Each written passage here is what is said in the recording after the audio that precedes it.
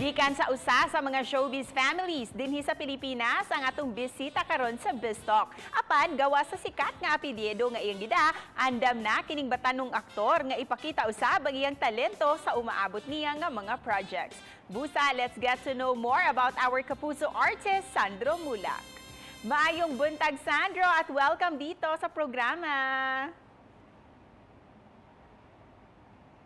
Maayong buntag po sa iyo, Miss Cecil, and sa inyo po sa lahat na nanonood ng GMA Regional TV Live.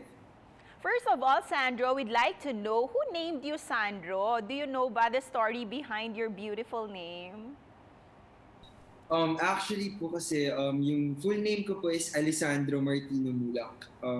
Yung Alessandro daw po, nakuha daw po ng daddy ko sa Italy, yung Alessandro. Nagtanong daw po siya sa pare kung ano magandang name ng baby na nagsastart sa letter A.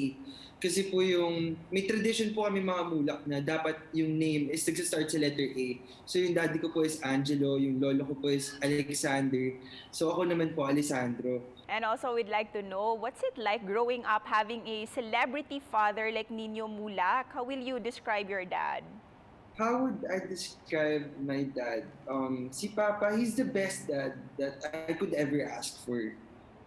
He's very supportive pagdating sa career ko. Sa lahat ng gusto ko, he's very supportive talaga. And I think di ako mabubuhay nang wala yung mga advices sa akin ng daddy ko. And ang lagi niyang advice sa akin is be humble and maging mabait sa lahat ng mga ma-encounter mong tao kasi yun lang yung pinaka-main na tutulong sa akin pagdating sa career ko. Ayun po. When you signed up dito sa Kapuso Artist Center, ano yung naging reaksyon ng daddy mo? Ako po yung reaction ko, umiyak po talaga ako kasi actually I waited 8 months para makapasok sa GMA. Akala ko wala na akong hope. But ayun, nagustuhan na yung audition ko. Then tumawag po sa akin yung GMA Artist Center na nakapasa ka. Then umiiyak po talaga ako. Nakita ko ng dad ko umiiyak. Pupunta ako sa daddy ko na parang, "Pa, nakapasok ko ng GMA." Parang, wow, congrats kami yung daddy ko. Parang, kasi alam niyang, since bata pa ako nag-audition ako sa GMA. And ngayon, I'm really thankful sa GMA na binigyan nila ako ng chance and opportunity na maipakita yung talent ko sa lahat ng mga kapuso. At dahil malapit na ang Father's Day, ano naman ang mensahe mo sa daddy mo? Ang mensahe ko para sa daddy ko is, thank you for always supporting me sa lahat ng gusto ko. And I'm just gonna be here always para sa'yo pa. Lagi akong backup mo and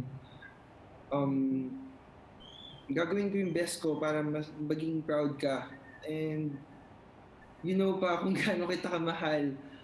And promise na I'll do my best para sa'yo. Yan po. That's a very sweet message, Sandro. At this time naman, kasi we saw the closeness between you and Chanel Agustin base sa mga TikTok videos ninyong dalawa. May we know how your friendship started? Nagkakilala po kami ni Chanel nung pagpasok ko po sa GMA Artist Center. Kasi kasama ko po siya sa workshop. Then actually, di kami close dati kasi feeling ko na hindi kami magiging close kasi feeling namin sa isa't isa parang masungit. Pero nung nakilala na po namin isa't isa, very comfortable kami to each other. And to know more about you and Chanel, we have this segment called Sino ang Mas Blank. So you just have to answer sa mga situation kung sino sa inyo ni Chanel ang dinidescribe ko. Ayan, game? First one, sino ang mas seryoso? Siguro ako po. Ako po yung mas seryoso. Sino naman ang mas mapagbiro? Si Chanel, kasi siya po mahilig mag-prank. At sino ang mas madalas nagkakamali sa mga TikTok videos nyo?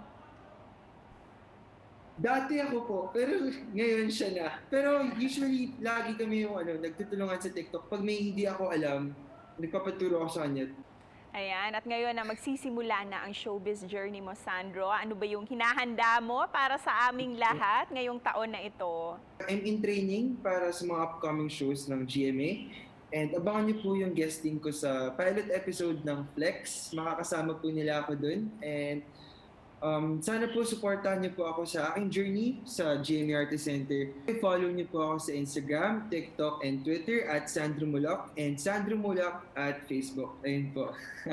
Stay safe also, Sandro, at daghang salamat sa iyo.